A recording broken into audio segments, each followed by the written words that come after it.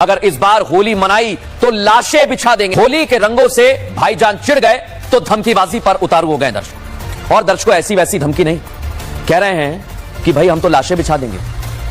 और बड़ी बात क्या दर्शकों, आज से कुछ दिन बाद होली का त्योहार मनाया जाएगा। होली पर गम, नफरत, ईर्ष्या भूलकर दोस्ती का हाथ बढ़ाने का दिन होता है, जब लोग एक दूसरे से गिले शिकवे भूलकर इस तरह होली खेलते हैं, रंगों के सराबोर में डूब जाते हैं, दुश्मनी भूल जाते हैं, दोस्ती का हाथ आगे बढ़ाते हैं। लेकिन कुछ लोग हैं जिन्हें लगता है कि ये सब कुछ ठीक नहीं हो रहा है, ये खुशियों के रंग उन्हें बर्दाश्त नहीं होते हैं, वो इनको भी नफरत से भरना चाहते हैं। वो शायद नहीं चाहते हैं कि समाज में एकता और सौहार्द का भाव आए, और इसलिए होली पर नफरती बोली बोली जा रही है। लेकिन आज सवाल ये कि आखिर क्यों नफरत की बोली होली पर बोली जा रही है?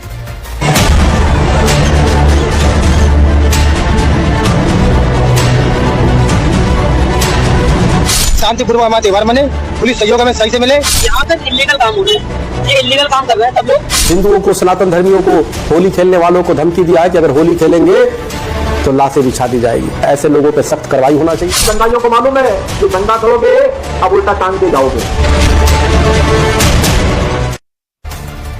और दर्शकों, जैसा मैंने कहा कि अभी होली में 10 दिन बाकी हैं, लेकिन 10 दिन पहले से ही हिंदू त्योहारों को लेकर नफरत का जहर भरने की कोशिश शुरू हो गई है।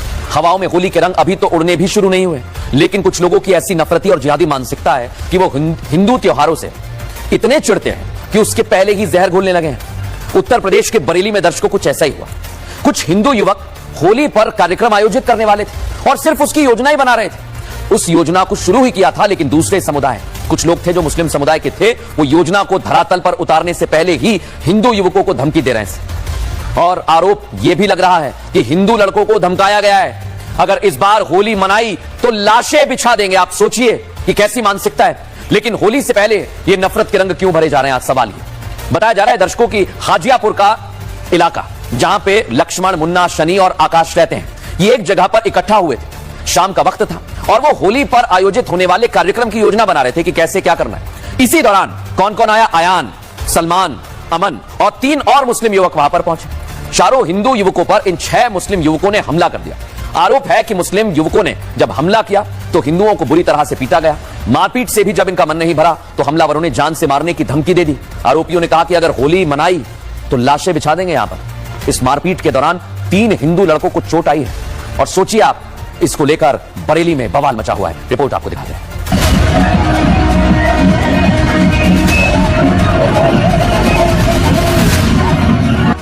अयान, सलमान, अमन, रेहान, भूरा, आलम, ये वो कट्टरपंथियों के नाम हैं जो बरेली की फिजा में जहर घोलने की कोशिश में लगे हुए हैं और होली जैसे खुशी और रंगों के त्योहार को खून से लाल करने की धमकी दे रहे हैं।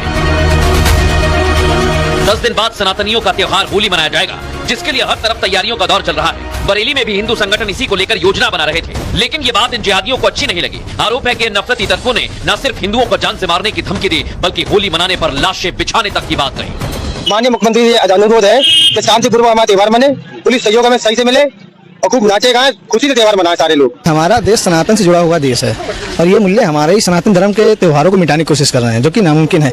यहाँ योगी शासन चल रहा है, यहाँ पे अगर आप सनातन को गाली देंगे तो आप जेल में जाएंगे, आपके बुलडोजर चलेगा। बंगाल या बांग्लादेश नहीं, आपने जो कहा कर दिया, सीधा सा काम है। घर बुलडोजर चलेगा, घर गिरेगा, लाठी चलेगी, कचरे जाएंगे।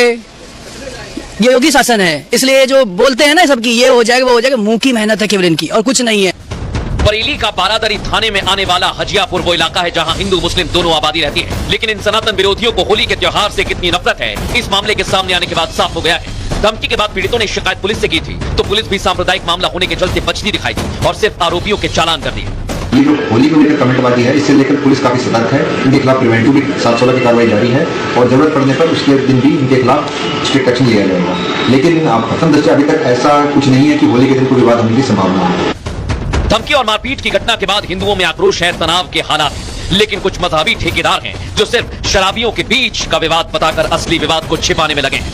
कोई हिंदू मुस्लिम समझ नहीं आता, कवाड़े का काम करने वाले शराब पीते आपस में शराबी लड़ते, पुलिस की शुरू हुई है, उसके साथ पुलिस कार्रवाई हो चुकी है। जहाँ तक मुझे जानकारी है, शांति व्यवस्था जो है बना रहे हैं, मिलजुल के त्योहार मनाए, रमजान भी है और होली भी है, तो मिलजुल के त्योहार मनाए जैसे आज तक मनाए जाते हैं, कोई दिक्कत नहीं है। बरेली में जो कुछ हुआ शायद इन नफरती तत्वों को ये मालूम नहीं कि इस प्रदेश में कानून का राज है। वो योगी सरकार ही है जो हर संप्रदाय और मजहब का आदर करती है, लेकिन प्रदेश की शांति को बिगाड़ने वालों पर सख्त एक्शन भी होता है। बीजेपी ने ऐसे माहौल बिगाड़ने वालों के खिलाफ सख्त कार्रवाई की बात देते हुए हिदायत दी।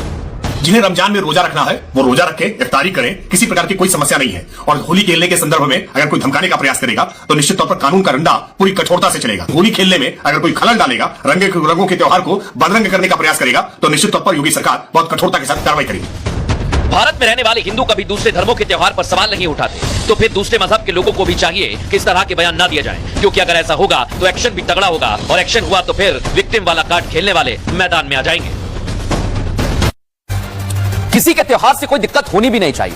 उदाहरण ले लीजिए, प्रयागराज में 46 दिनों तक महाकुंभ चला, जिसका समापन हो गया, लेकिन 46 दिन में 66 करोड़ सनातनी वहां पर पहुंचे आस्था की डुबकी लगाने के लिए, संगम में स्नान किया। लेकिन आपने कोई खबर ऐसी सुनी क्या दर्शक कि भाई भीड़ के कारण मुसलमानों को कोई परेशानी हुई है, किसी तरह की कोई दिक्कत हुई है, नमाज पढ़ने में कोई परेशानी हुई? आपने सुना हो तो बताइए मुझे। नहीं सुना होगा दर्शकों आप, और इसलिए तो हम कह रहे हैं कि भाई किसी और के त्योहार से दिक्कत क्यों। और प्रयागराज का आपको उदाहरण दे रहा हूं मैं दर्शकों, एक बात बता दूं, प्रयागराज में 250 मस्जिद है। कितनी? 250, 250। और प्रयागराज में मुस्लिम आबादी जब हमने देखा तो 22% निकली दर्शकों। लेकिन आपने कभी कोई खबर सुनी क्या कि हिंदुओं ने धर्म को लेकर माहौल बना दिया, कितनी मस्जिद क्यों खड़ी कर दी? कोई ऐसी खबर नहीं सुनी। लेकिन बार बार हिंदू त्योहारों पर, शोभा यात्रा पर इस तरह की हरकत सवाल उठाती है, और इसलिए बरेली में हिंदुओं के त्योहारों पर क्यों आखिर इनको टारगेट पर लिया जा रहा है, यह सवाल खड़ा होता है। लेकिन हमने बरेली में भी देखा भाई डेमोग्राफी क्या है। बरेली में हिंदू आबादी 58.58% है, और बरेली में मुस्लिम आबादी कितनी है? 38.80।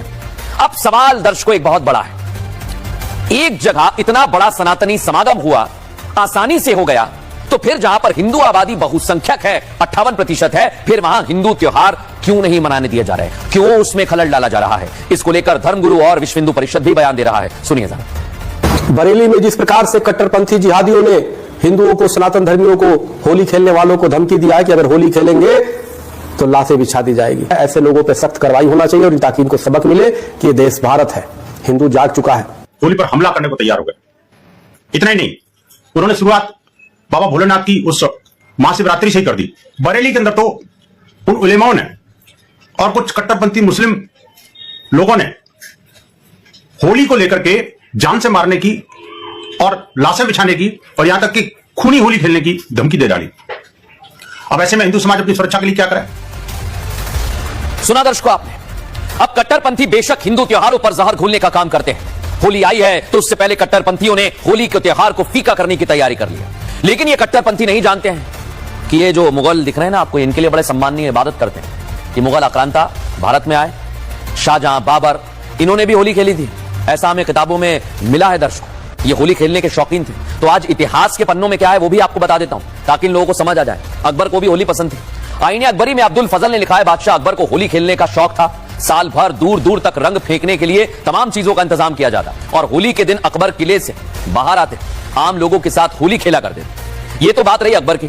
लेकिन हमने कहा कि भाई ऐसे और भी शासक होंगे, तो हमने और पन्ने पलटे तो हमें जहांगीर की कहानी मिली दर्शकों। जहांगीर को भी होली पसंद थी। जहांगीर होली खेलने का जिक्र हमें मिलता है तज़क्के जहांगीर में, होली का जिक्र मिला वहां पर। जहांगीर होली पर महफिलों का आयोजन करता था, लाल किले के झरोखे से लोगों को होली खेलते देखता भी था, और इन्हीं के दौर में होली को पानी की बौछार नाम भी दिया गया दर्शक। अब आप सोचिए, और भी ऐसे शासक आए हैं जिसमें से शाहजहां का भी हमें किस्सा मिला। शाहजहां को भी होली खूब पसंद थी। दिल्ली में जहां राजघाट है इस समय, वहां पर होली खेली जाती थी दर्शकों। यहां पर शाहजहां आम लोगों के साथ होली खेलते थे। और इतना ही नहीं दर्शकों, और भी ऐसे मुगल शासक मिले जो अभी होली के त्योहार से आज जो चिढ़ रहे हैं, उन्हें बता देता हूं कि बहादुर शाह जफर, ये भी होली के शौकीन थे। होली को हर मजहब का त्योहार मानते थे, होली को लाल किले का उत्सव भी बताया।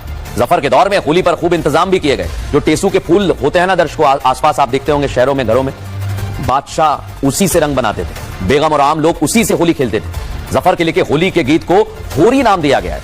जफर का लिखा एक होरी गीत है, बेहद प्रचलित है, क्यों मुंह पे रंग की मारी पिचकारी, खूब गाया जाता है दर्शकों। लेकिन आप सोचिए दर्शकों कि ऐसे कई हमें किस्से मिले, लेकिन कई लोगों को आज भी तकलीफ होती है। तो आपको अवध का किस्सा भी सुना देता हूं। जिन लोगों को तकलीफ हो रही ना होली के रंग से, वो देख लें। आज होली की तैयारी पर करोड़ों रुपए खर्च करते थे अवध के नवाब। अवध की होली से कहा जाता है, और होली के लिए अलग से रंग बनाए जाते थे। लाल टेसू का फबल काफी था, और फूलों को उबालकर भरा जाता था हौदों में।